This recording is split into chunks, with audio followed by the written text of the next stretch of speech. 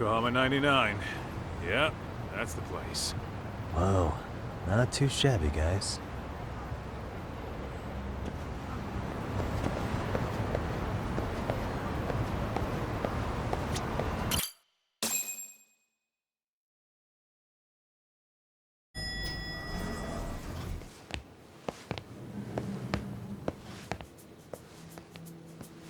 Yo. Ah, if it isn't the man of the hour, Yagami-shi.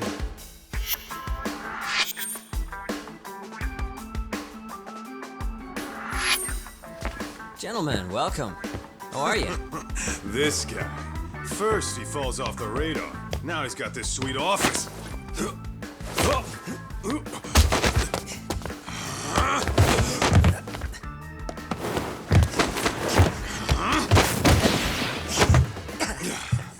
Little shit. You're still quick as a thief. Maybe a little quicker, actually. Well, I'd say thief isn't very fair. It was stealing. Oh, come on. You know I wasn't doing it to line my own pockets, right? We took from the powerful and gave to the powerless. It was altruism. And it's all in the past now, so let's just leave it at that.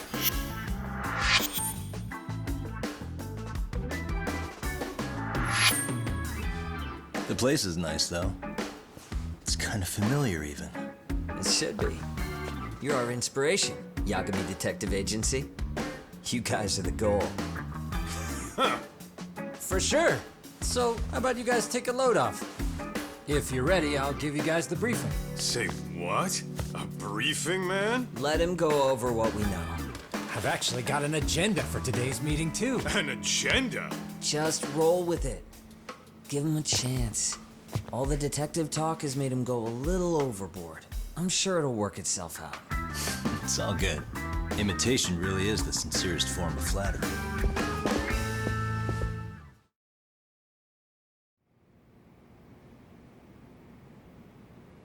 To sum up why we called you, we've been seeing a major upward trend with these kinds of cases.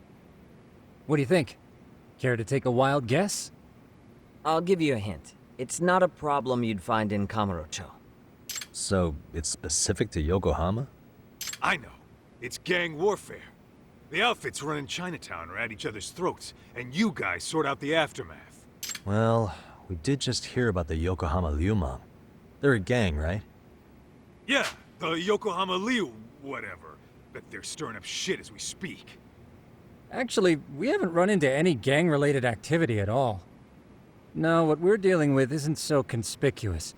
I'll just tell you, it's bullying. Bullying? Sometimes parents ask us for evidence to prove their child was bullied. Fairly often, they want these bullies taken to court immediately. They'll also want to hold the schools accountable, but none of that happens without solid proof. How old are these kids?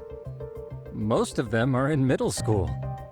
Research shows that boys at that age experience a sudden spike in testosterone. This leads to outbursts to assert dominance, compounded by the irrationality of an immature brain.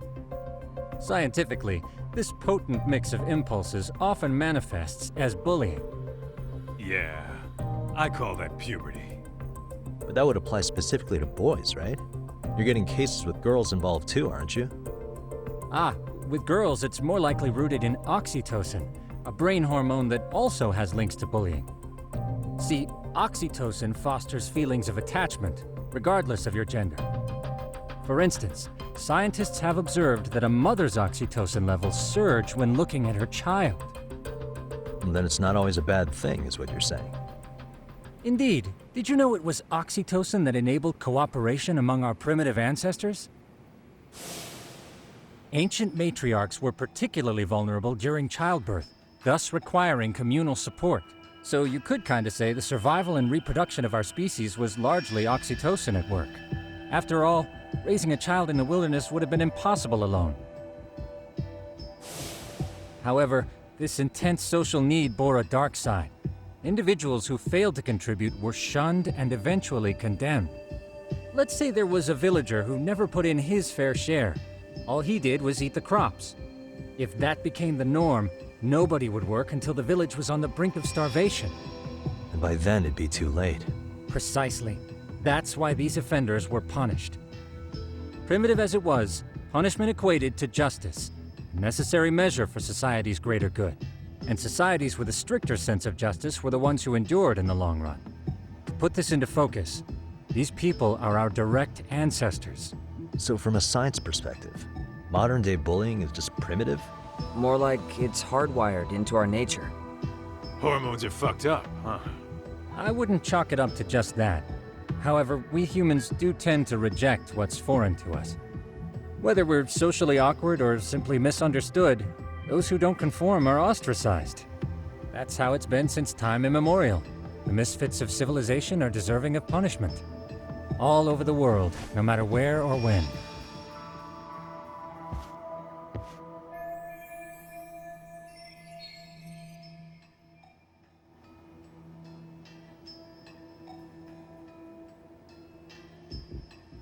Looks like you guys have been doing your homework. Tsukumo-kun's the one hitting the books. I'm more in charge of the fieldwork. Makes sense.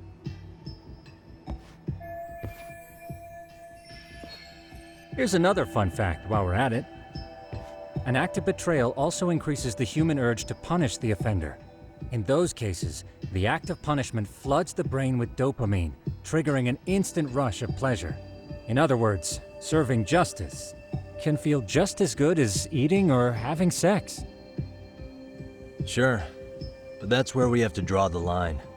Justice can't be twisted into joy, or it stops serving its purpose. Very perceptive, Yagamishi.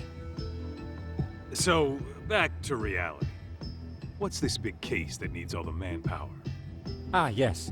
Our client is the chairman of a private school. He wants us to scour the campus for any and all instances of bullying, leaving no stone unturned. That said, he also requires us to be discreet. How big is this school? Let's see, there are 6 classes per grade, making 18 in total. So approximately 600 students. Given that, Sugiurashi and I couldn't possibly vet them alone. We'll be meeting the chairman at a restaurant tonight to lay out the specifics. How about the two of you come join us? We could use the help. Man, for a couple of rookies, you sure have it together. You guys are free until dinner. Oh, we already made the reservations in Chinatown, by the way.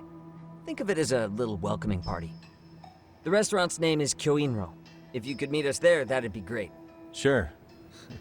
You didn't have to do that.